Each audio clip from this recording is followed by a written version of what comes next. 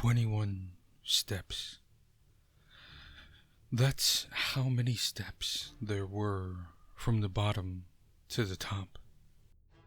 No more, no less. I know the number exactly because Mother always made sure I tiptoed down the stairs gently. She told me that the monster in the cupboard below might hear me if I was too loud. I lived with my mother and her sister, Auntie Cheryl. Our family isn't big. It was just us. They always told me that a family of 3 is a perfect size. And it rang true in our actions.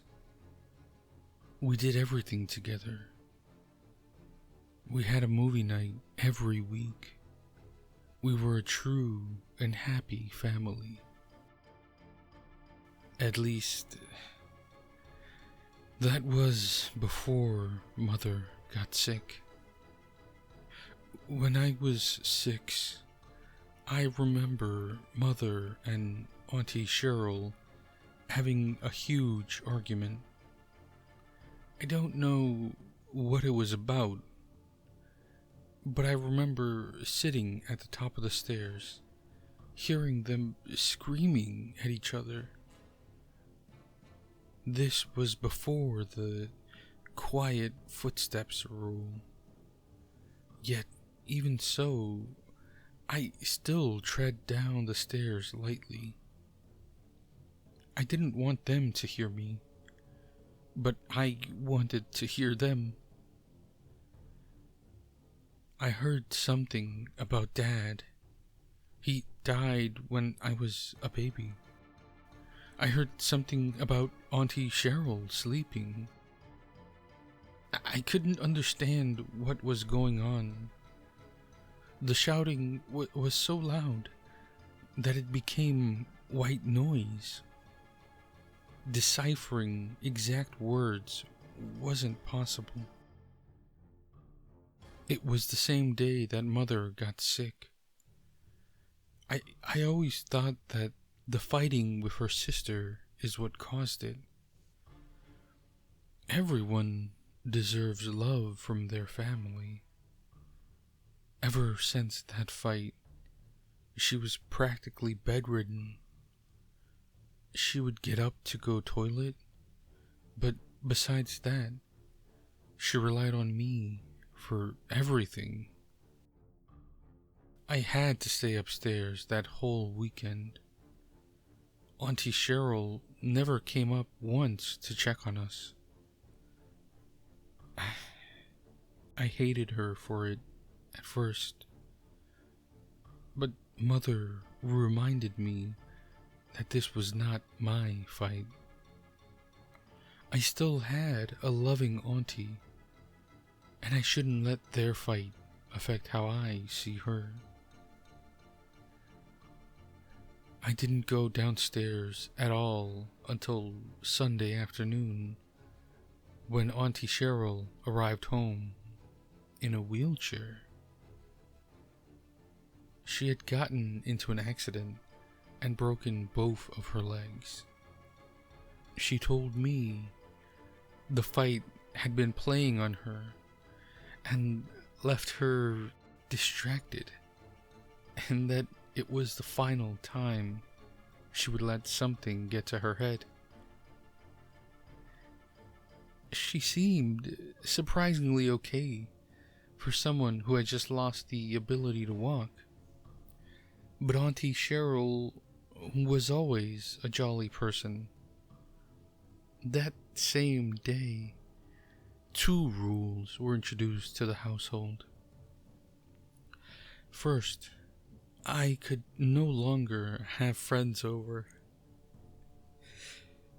Having a sick mother meant that she needed rest, not 2 kids running around the house.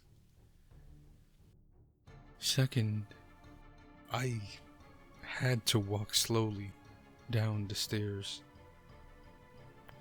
She really drove it into me. Auntie Cheryl agreed, too. The monsters would get me if I were too loud on the stairs. 3 years of this went by, always being quiet on the stairs, never having friends round the house. Auntie Cheryl and Mother never spoke to each other, not even once. One was stuck downstairs in their wheelchair, the other stuck upstairs in their bed. I never knew for sure whether their lack of mobility drove them apart, or whether they refused to talk after the fight. I found it best not to think about it. It became the new normal for me. I always had someone to talk to, whichever room I was in. It just depended on which floor I was on.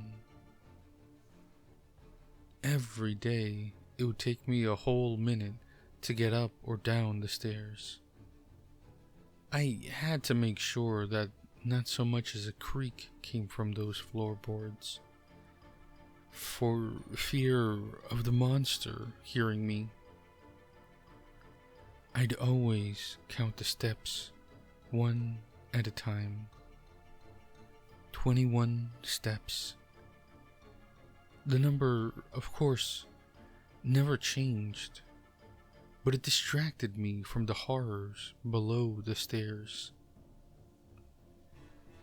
I always tried to get Mother and Auntie Cheryl to talk, especially on Christmas. The most I ever got was for one of them to shout, "Hello," to the other. There was no response. It made me sad, but I was still grateful to have such a loving household. I loved them both, and they loved me back. They cared for me, and I cared for them, where I could. I remember one night, slowly going down the stairs in the middle of the night to get a glass of water. Mother was sleeping. As soon as I opened the kitchen door, I heard a loud bang coming from the living room. I thought it was the monster at first, before realizing it must be Auntie Cheryl still awake. I walked into the living room through the darkness, and I saw a shadowy figure standing in the middle of the room. I froze in fear. It was much taller than I was. I knew that it must be the monster. It seemed to look at me quickly as I reached for the light switch. It was not there once the darkness had left. I had scared it off. On the floor, however, in its place, was Auntie Cheryl. She had fallen. I cried to her, terrified that the monster had tried to get her. "If I wasn't here, he would have taken you," I cried. "I saw him right here, where you're lying." She calmed me down. She was always good at that. She assured me she had fallen herself, and that nobody else was in the room. I helped her back into her chair. It was too late, though. I was determined that the monster had stopped playing by the rules. It was going to take one of us. I just knew it. I had to do something. Secretly, over the next few days, I collected weapons.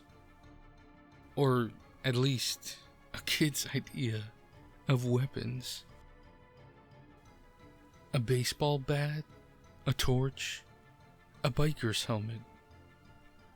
Everything I thought I would need to kill this monster. At 2 a.m., when I knew Mother and Auntie Cheryl would both be sleeping, I snuck downstairs. Slowly, slowly, slowly.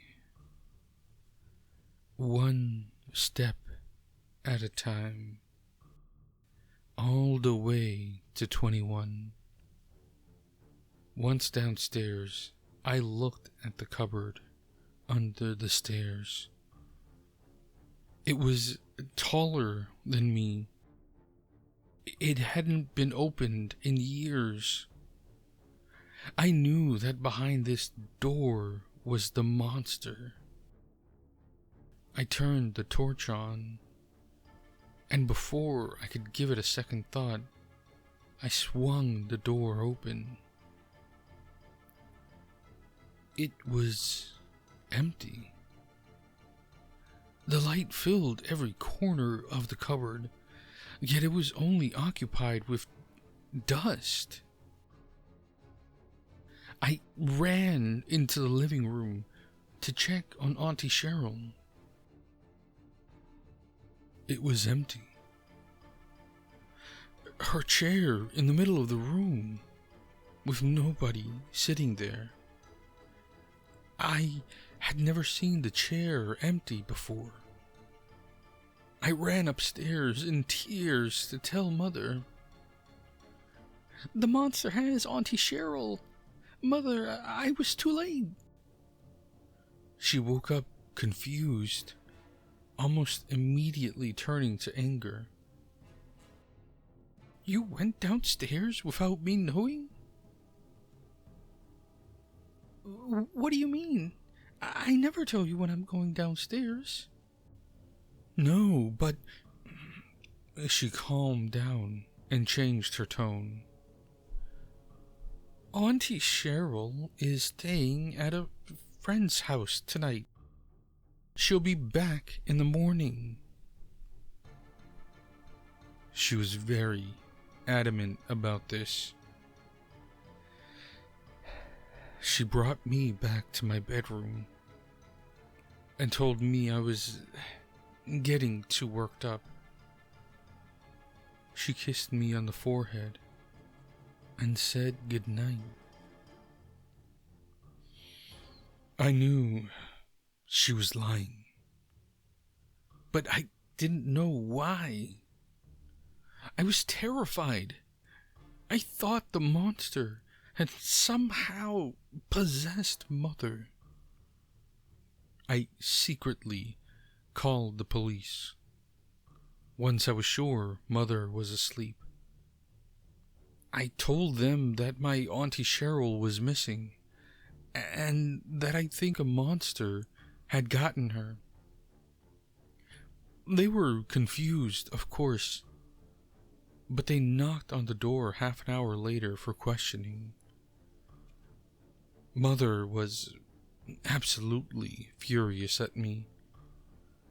She told me not to answer the door, that the monster would get me. I followed my gut instinct and disobeyed. The police questioned my mother and I. They seemed concerned when I told them about the monster. I thought perhaps they had dealt with it before. Instead, they took me away from Mother. They told me it would just be for a few nights whilst they investigate. Mother is sick. She can't be left alone, especially not when the monster is here. It already got Auntie Cheryl. But they did it anyway. They insisted that Mother would be taken care of if she needed care. I felt terrible. Mother was all alone, and it was my fault. I shouldn't have gotten the police involved. I had caused all of this. I never saw Auntie Cheryl again, but the police did find her body. It was in a lake nearby to our house. They said that based on her corpse, she had been dead for quite a few years. So it wasn't possible that I had ever spoken to her since I was 6. They also asked me if I knew anything about the trap door leading from the living room to Mother's bedroom. I told them I did not. I only see Mother when I visit her in prison now. I live alone at my own place. At night, I still walk down the stairs quietly to be sure the monster never gets me.